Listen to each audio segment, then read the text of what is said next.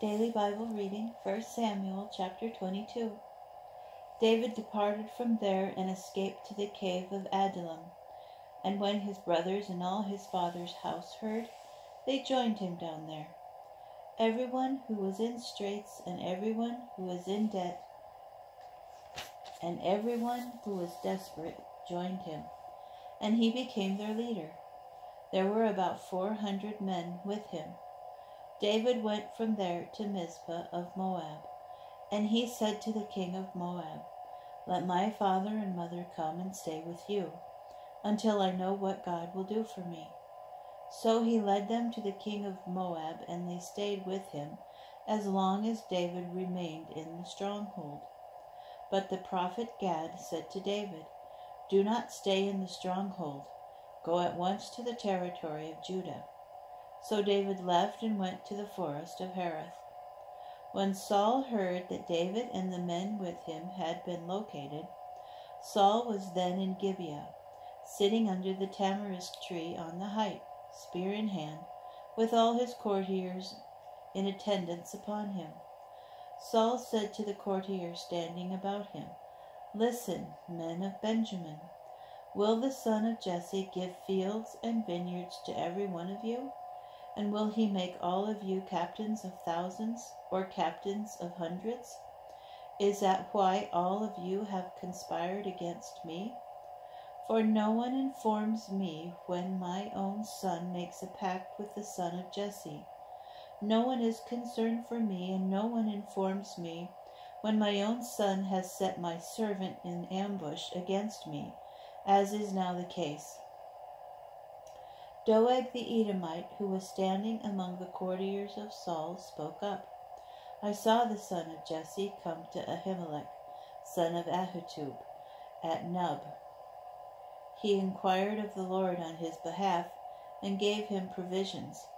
He also gave him the sword of Goliath the Philistine." Thereupon the king sent for the priest Ahimelech, son of Ahitub, and for all the priests belonging to his father's house at Nob. They all came to the king, and Saul said, "Listen to me, son of Ahitub." "Yes, my lord," he replied. And Saul said to him, "Why have you and the son of Jesse conspired against me? You gave him food and a sword, and inquired of God for him that he may rise in ambush against me, as is now the case." Ahimelech replied to the king, "But who is there among all your courtiers as trusted as David, son-in-law of your majesty, and obedient to your bidding, and esteemed in your household? This is the first time that I inquired of God for him. I have done no wrong. Let not your majesty find fault with his servant or with any of my father's house, for your servant knew nothing whatever about all this." But the king said, "You shall die, Ahimelech, you and all your father's house." And the king commanded the guards standing by, "Turn about and kill the priests of the Lord, for they are in league with David. They knew he was running away, and they did not inform me." But the king's servants would not raise a hand to strike down the priests of the Lord. Thereupon the king said to Doeg, "You, Doeg, go and strike down the priests." And Doeg the Edomite went and struck down the priests himself that day. He killed 85 men who wore the linen ephod. He put Nob, the town of the priests, to the sword, men and women, children and infants, ox, donkeys, and sheep, all to the sword. But one son of Ahimelech, son of Ahitub, escaped.